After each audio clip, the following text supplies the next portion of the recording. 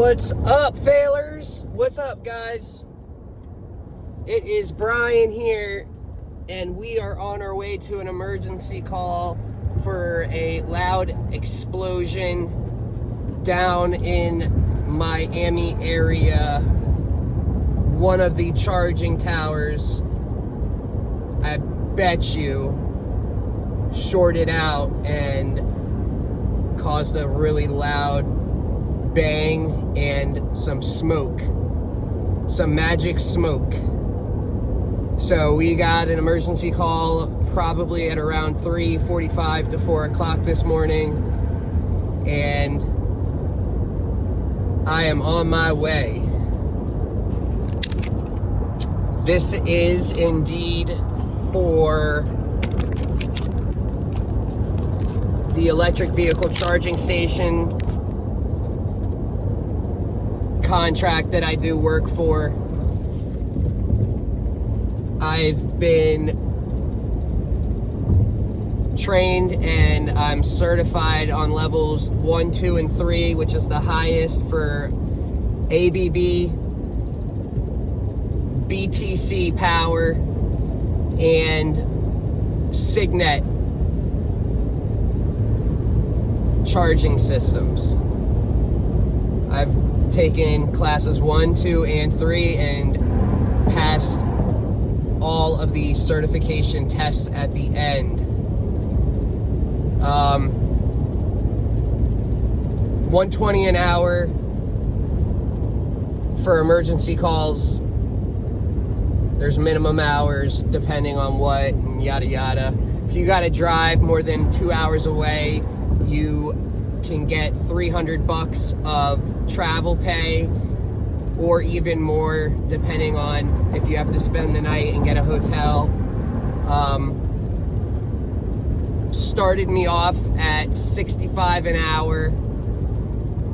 I had no training at all, but I had the electrical and generator background, which is how the only reason why I was able to just jump in there and just go running. Like instantly, they didn't have to have me go with anyone. They were like, okay, shit. So as long as you just, can call someone and have them just explain, and once you learn each sort of part, that's all I needed to learn. I just needed to know what the parts were, and that was super simple. All I had to do was download a manual and look at the parts list breakdown, right? Started me at $65 an hour, and literally before my 6-month mark, they didn't jump me to 75. They didn't jump me to 80. They jumped me to 85 an hour, regular hourly rate for regular daily calls. Now, this is part-time. It's a 1099 contracting job / contract I have with this company.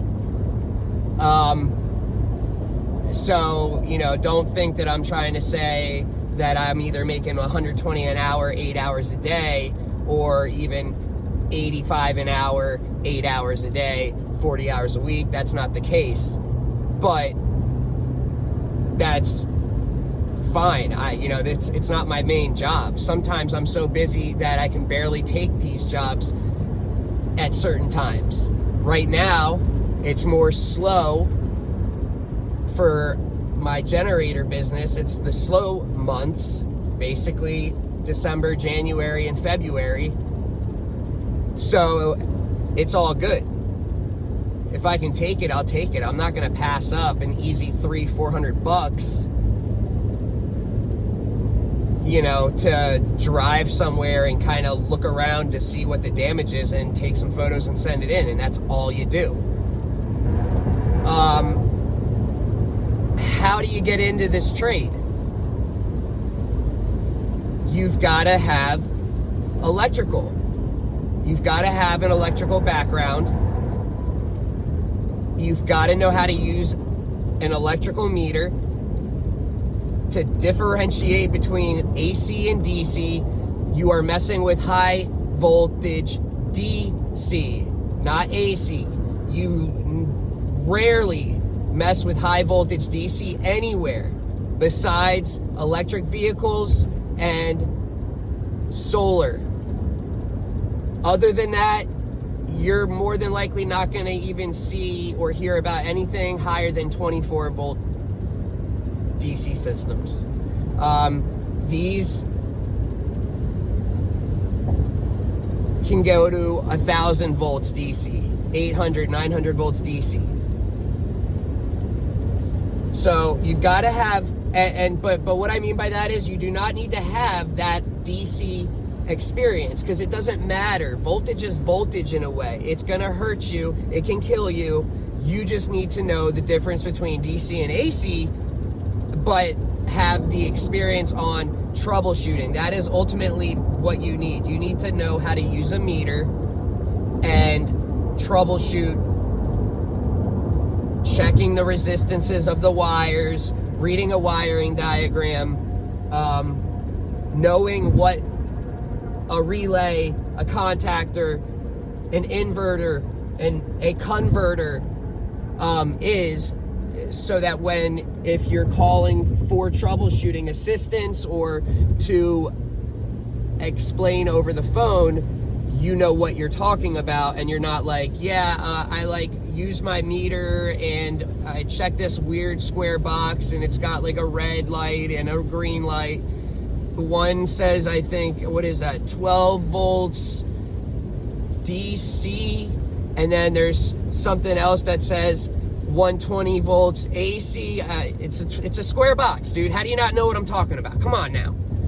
Like, you've got to know the electrical side of things. If you've worked as an electrician doing residential, commercial, whatever, you're good. If you've done automation sort of electrical stuff or robot stuff or whatever, you're in. I got you all day, every day. I got you. You want full-time job? I got you. Do you get 85 an hour full-time? No, you don't. Dependent on your skill level, if you've worked already on electric vehicle charging stations and you're a beast and you've got the specialty equipment and you've got your own special stuff to help with troubleshooting to get the job done, I can get you 35 an hour with an electric vehicle as your work vehicle. Great company benefits. I can get you that. I can get you more if it's in a state with a higher living wage like New York. It would be more per hour because every job, even McDonald's, is going to make more per hour compared to a place with a lower living wage. They need techs. And great opportunity to get into. That's all I got to say. Last year, and if there's haters that want to say I'm lying, I can show you my monthly charts. I've had $8,000 months with this part-time job, $9,000 months. You know, like I said, that's not even adding any of my regular business that is my main job. Like, it can be very, very, very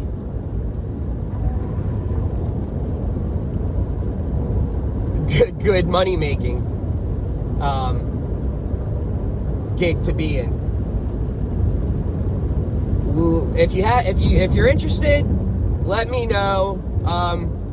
You know, I'm not being mean here, but guys, if you live in a different country and you barely speak English, I can't get you nothing. It's not that. And honestly, if you were like, well, I want to come to the US, or, you know, dude, you've got to have a license. you've got to get the green card, all of that stuff. If you are in the U.S. and you've got electrical, I can help you, okay? And if there was ever any info in the sense that they are working over in other countries, I will totally update it and make a new video and be like, yo, we need people in India or Russia or, you know, Israel, whatever, Germany. I will do that. As of right now, it's only the US and it's not everywhere.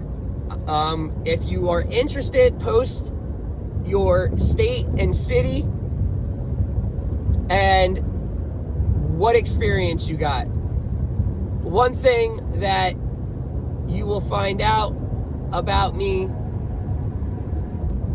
is I don't bullshit and I do not fucking lie to make me sound cool.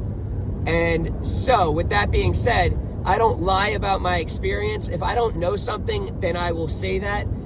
Do not lie to me about your experience. Do not tell me you know how to read a wiring diagram, and then when I go and give you a photo of it and start walking you through it and asking you questions, you don't know what the fuck I'm talking about. Please don't waste my time. If you don't know how to read a meter, use a meter. If you don't have a meter, do not waste my time. If you are a business owner like me and you might have extra availabilities, or you have an employee that you could have do these certain jobs, let me know. Like I said, it is, the availability is dependent on the state. The states will become more and more needing techs as we progress, since EVs are the path that it seems we are heading towards, and constantly improving and whatnot. So let me know. Let me think. That was it. I've told you what skills matter, the pay. As a contractor, if you're doing the 1099 part-time contract stuff, just like what I'm doing, you might only get offered $55 an hour to start. So just keep that in mind. If you were to have to travel, you know, like 2 hours or an hour and a half, you would still get the same travel pay, but dependent on your skill, you might only get offered 55. Now, what you can do is you can counter offer and you can say, well, I will only work for 60. Depending on how bad you want this or need this, if you know, make way, way better money somewhere else and you are just kind of checking in and they're not offering you what you want, then you say no, obviously, right? But you can do that. So keep that in mind. 55, 65, depending on your skill level and how you can play the game. If you watch my videos, you know what I mean by playing the game. It's all about just playing the game. So anyways, quick little video.